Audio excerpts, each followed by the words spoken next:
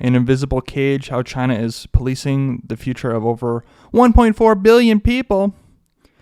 The latest generation of technology digs through the vast amounts of data collected on their daily lives to find patterns and aberrations. So, being an alien, not from Earth here, we know a thing about tracking and technology. And I have to say that China is really taking it to an extreme as they track their citizens with iris tracking, facial recognition, and also audio tracking. And they are now requesting their citizens submit DNA so that the CCP will be able to use DNA analysis and likely triangulate many, many things. The CCP likely will claim it's just for crime. We're just trying to stop crime here, people. But there's many more things that you can do with people's genetic code. So let's see what they're saying here. In 2017, one of China's entrepreneurs had a computer system that could predict crimes. So 1.4 billion people living in China are constantly watched. They are recorded by police cameras that are everywhere, in hotel lobbies and apartment buildings. Their phones are tracked, their purchases are monitored, and their online chats are censored. Okay, the latest generation of technology digs through the vast amounts of data. Yes, promising to predict crime or protests before they happen. They target potential troublemakers in the eyes of the Chinese government. Not only those with a criminal past, but also vulnerable groups, including ethnic minorities, the Uyghurs, who they've imprisoned, more or less, and were caught selling tons of their hair. And so not only are they targeting criminals, as this article mentions, but ethnic minorities, I've already said, migrant workers, and those with a history of mental illness. Really, the scope is whatever they want to apply it to in China, which is the problem. They can warn police if a victim of a fraud tries to travel to Beijing to petition the government for payment, or a drug user makes too many calls to the same number. They can signal officers each time a person with a history of mental illness goes near a school. And you may say, oh, well, these are good things, aren't they? Well, these are what we know they're using the technology for. We don't know how they're using the technology beyond these potential applications and how far-reaching the applications go. It takes extensive evasive maneuvers to avoid the digital tripwires. In the past, a 74-year-old man who has been petitioning the government for most of his adult life could simply stay off the main highways to dodge authorities and make his way to Beijing to fight for compensation over the torture of his parents during the Cultural Revolution.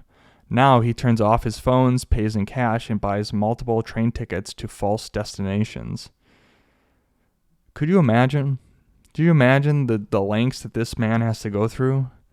He's probably considered a dissident, and he has to turn off his phone, he pays in cash, and buys multiple train tickets to false destinations to throw these algorithms off. China's taking these technologies even further. They're justifying surveillance and violating privacy, automating systemic discrimination and political repression. China's doing that with technology. And really, here's the main point of this whole article. China's becoming a security state, but it's using technology to do so, basically becoming a techno-authoritarian. Okay, here we have in 2020, authorities in southern China denied a woman's request to move to Hong Kong to be with her husband after software alerted them that the marriage was suspicious, local police reported. So here you have an algorithm deciding whether or not a wife can move in with her husband. Yikes. Using data to determine that. An ensuing investigation revealed that the two were not often in the same place at the same time and had not spent the Spring Festival holiday together. Police concluded that the marriage had been faked to obtain a migration permit. So they don't party together. So, they're not actually married here. This is just BS to get a migration permit, says the police. The same year in northern China, an automated alert about a man's frequent entry into a residential compound with different companions prompted police to investigate. Different companions. The man is a player, okay, people of Earth? The man is a player. He's got different people coming in with him. That's none of the police's business. If he likes to have company with many different people, maybe they're playing bingo inside. I don't know what they're doing inside. And I don't think it's really the police's concern what they're doing inside either. But, because they're so surveilled, it can be an alert. And then the police get involved because a lot of different people are entering a residential compound. So, what did the police find? They discovered that he was a part of a pyramid scheme, according to the state media. And we have to be very wary. Maybe it was a pyramid scheme. I don't know. But I am very skeptical of what is put out and what is actually true here. The details of these emerging security technologies are described in police research papers, surveillance contractor patents, and presentations, as well as hundreds of public procurement documents reviewed and confirmed by the Times. So they describe how they get the documents, describing software, stop petitioners, blah, blah, blah. The China's Ministry of Public Security did not respond to a request for comment, fax to its headquarters, and 6 local departments across the country. Yeah, because what are they supposed to say? Yeah, actually, we're doing everything that we've said, and that's in the documents that you've collected. No, they can't say that. Okay, so the new approach to surveillance is partially based on data-driven policing software from the United States and Europe. Oh, I did not know that. Well then, perhaps we are using it here in our own country, just maybe under wrap with 3-letter agencies, I'm not sure. Technology that rights groups say has encoded racism into decisions like which neighborhoods are most heavily policed and which prisoners get parole. China takes it to the extreme, tapping nationwide reservoirs of data that allow police to operate with opacity and impunity. Often people don't know they are being watched. Police face little outside scrutiny of the effectiveness of the technology or the actions they prompt. Chinese authorities require no warrants to collect personal information. And that's the thing, is that, at least in the United States, we sort of have a setup where warrants have to be acquired. There is certain procedure and protocol that is in place before sort of you can encroach upon someone's data, but that's really not the case in China, where there's, less restrictions on viewing what someone does and perhaps more potential for abuse in these domains. At the most bleeding edge, these systems raise perennial science fiction conundrums. How is it possible to know the future has been accurately predicted if police intervene before it happens? Wasn't this the movie with those oracles laying in the water or whatever? I forget the name. And they are trying to stop crime before it happens. So yeah, it is. We are approaching science fiction here, people. It's not science fiction in my alien world, but on Earth it is. Even when the software fails to deduce human behavior, it can be considered successful since the surveillance itself inhibits unrest and crime. This is an invisible cage of technology imposed on society. A senior China researcher with the Human Rights Watch, the disproportionate brunt of it being felt by groups of people that are already severely discriminated against in Chinese society. Nowhere to hide. Holy cow. So we have a entrepreneur in an AI startup told Chinese state media that their surveillance system could give police a search engine for crime, analyzing huge amounts of video footage to intuit patterns and warn authorities about suspicious behavior. He explained that if cameras detected a person spending too much time at a train station, the system could flag a possible pickpocket. He's not just chilling there. He's not hanging out. He's not enjoying his day. He's not trying to catch the train. He's trying to pickpocket. System alerts here. Dispatch some police officers. That man is, he's just lingering. He's got nothing to do. What's he doing there? It would be scary if there were actually people watching behind the camera, but behind it is a system. It's like the search engine we use every day to surf the internet. It's very neutral. It's supposed to be a benevolent thing. Yeah, it's a system. There are no good or bad here. It's a system, but it's based on what you apply it to, what it's supposed to do. It's very neutral is debatable here. He added that with such a system, the bad guys have nowhere to hide. And here, he's correct, but the true question is, how are you defining a bad guy here? And it's really not cut and dry because the system can be applied to basically anyone and everyone. And it can persecute anyone and everyone. And the line between defining a good guy, quote unquote, and a bad guy is very fragile. 5 years later, his vision is slowly becoming a reality. Build a multi-dimensional database that stores faces, photos, cars, cases, incident records called Intelligent Search. The software analyzes the data to dig out ordinary people who seem innocent, to stifle illegal acts in the cradle. But the spokesperson says, hey, we're committed to responsible development of AI. So don't worry, people. Don't worry. Okay? We just want to make life more safe and convenient. We're not about monitoring any particular group or people. And don't ask us about our track record about doing those things. Okay, so here we have another place that bought software to predict protest. The system collects data on legions of Chinese petitioners, a general term in China that describes people who try to file complaints about local officials with higher authorities. Yeah, that should be unsettling. When they're collecting data on the people who are basically whistleblowing to some extent about potentially corruption or something that their local officials are doing incorrectly, like this is their feedback system of how they can say, hey, maybe something's going on wrong here. Can we fix this, or is there a different way to do this? But instead, this data is being used to predict protests and to basically collect data on dissidents, or what they're describing as dissidents, when really they're just filing complaints about, local officials, people within their own government. It then scores petitioners on the likelihood that they will travel to Beijing. In the future, the data will be used to train machine learning models, according to the procurement document. Yeah, exactly. This is very this is very targeted.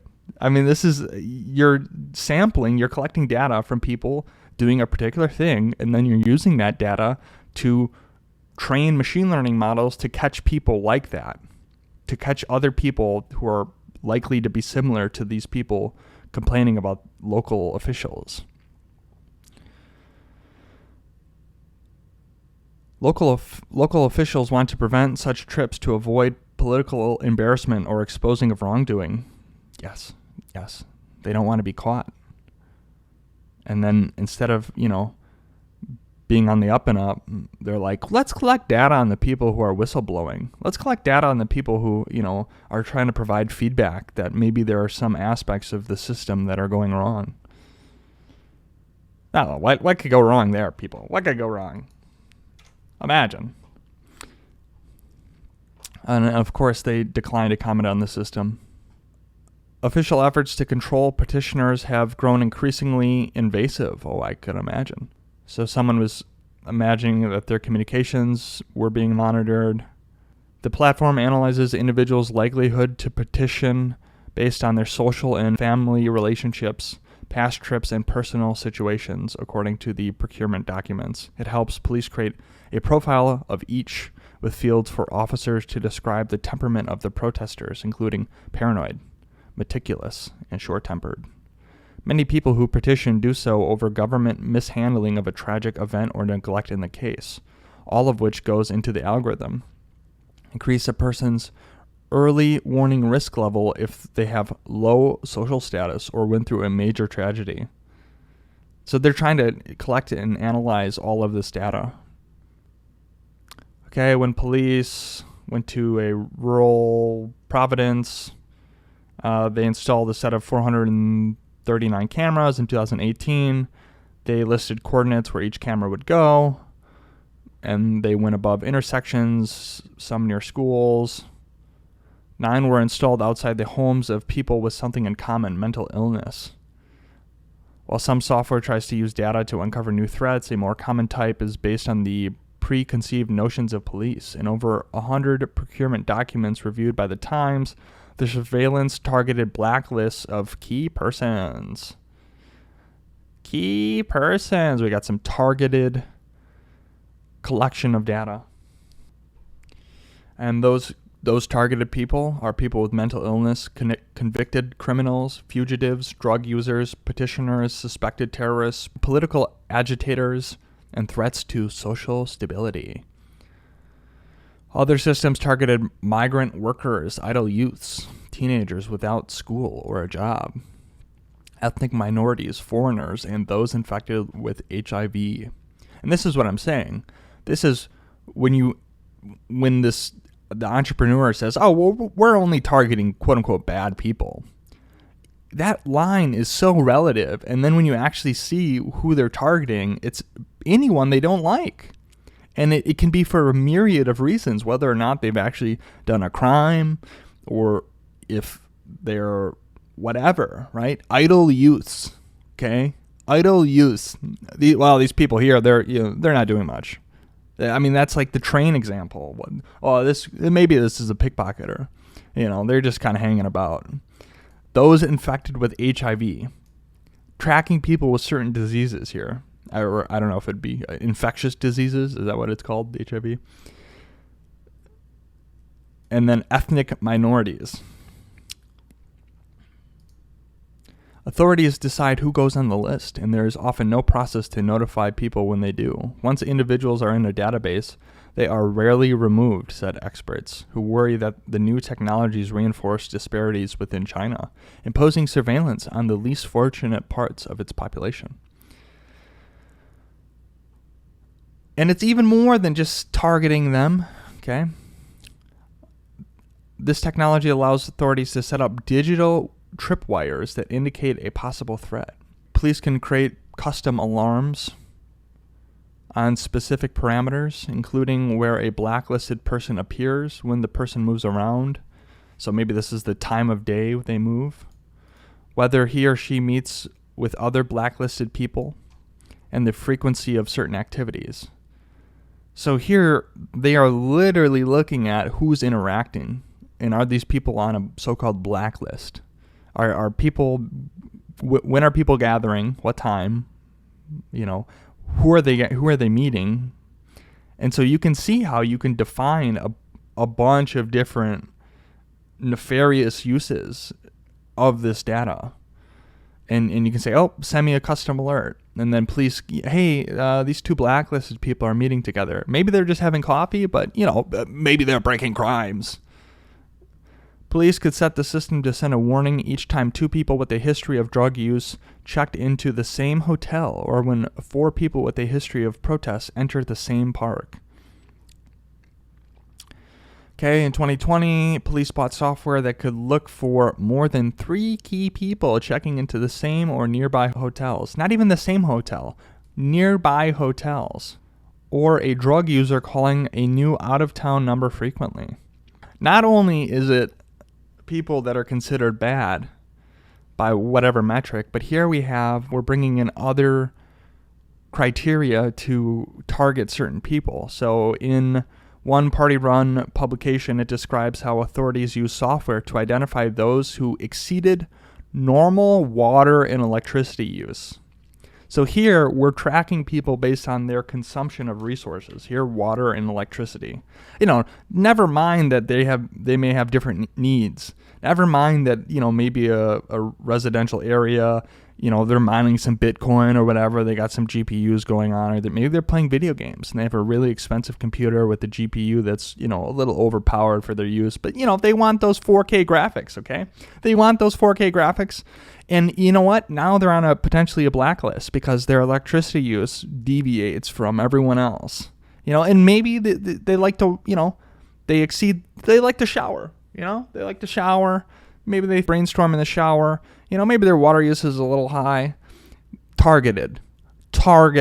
And here's the thing is that you have this state being able to track these resources. And then you combine this with software and technology, and you have a really horrific setup. I mean, this is insane. You have all of the information of human beings, basically, from what they spend to how much electricity they're using or how much water they're using. You have this in a system where it's aggregating all of this data. And then you can define these alerts, and then now you're on a blacklist because, you use too much electricity or you use too much water. The system could send a digital whistle to police when it found suspicious consumption patterns. The tactic was likely designed to detect migrant workers who often live together in close quarters to save money. In some places, police consider them an elusive and often impoverished group who can bring crime into communities. The automated alerts don't result in the same level of police response. Often, police give priority to warnings that point to political problems like protests or other events to social stability, says some professor. At times, police have stated outright the need to profile people. Through the application of big data, we paint a picture of people and give them labels with different attributes. A researcher at China's National Police University said in a 2016 speech, "For those who receive one or more types of labels, we infer their identities and behavior, and then carry out targeted preemptive security measures." Targeted preemptive security measures towards techno-totalitarianism. Okay, so here we have a person petitioning the government for compensation over torture of his family. And it says he's being targeted by police, him and his family. And just for him to survive, he has to use spy movie tactics to circumvent surveillance. He calls it high-tech and Nazified. He turns off his phone when he goes to Beijing, and he uses cash to minimize his digital footprint. He bought train tickets to wrong destinations. He hired private drivers to get around checkpoints, where his identification card would set off an alarm. So definitely not the right of free travel. And then here, the system has a feature for people who have a certain awareness of anti-reconnaissance. So for this guy who's trying to basically defeat the system, go around the system so he's not tracked and not allowed into Beijing or not allowed to travel, they have a feature for that in their system. They're trying to detect these sort of people getting around the system. Dude, this is insane. It says whether or not he triggered the system, he noticed a change. Whenever he turns off his phone, officers show up at his house to check that he hasn't left on a new trip to Beijing. This man turns off his phone and police greet him at his door. Like, hey, what are you doing? Why's your phone off? If that's not insane, I don't know what is. This is terrifying. Once the metrics are set and the warnings are triggered, remember they were talking about the police officers can set up special triggers based on a myriad of features. And then once those events are triggered, police officers have little flexibility, centralizing control. They are evaluated for their responsiveness to automated alarms and effectiveness at preventing protests, according to experts and public police reports. So basically, they set up these triggers, and then the police have to go to these triggers because that's how they're being evaluated on their response time to those triggers. So, once you set these alerts, someone's going to be dispatched. Don't turn off your phone if you're a super dissident in their eyes, if you're on a blacklist. Don't meet up with potentially other people at the same or nearby hotel if you're on the blacklist. That would be a no-no. Don't go to the same park if you know that there's other dissidents, which you could have no clue that there's other people who are also on this blacklist, and they just so happen to be in the same park as you because there's 1.4 billion people, and you're just there, and then, now there's a encroaching police presence, and you're like, whoa, this is kind of weird, and they're like eyeing you down, or maybe worse, maybe they're getting violent with you.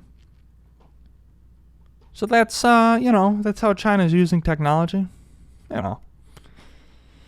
Nothing like stifling the individual than surveilling them and collecting all their data and analyzing their movements, behaviors, water consumption, electricity consumption, and other things that probably aren't mentioned, whatever.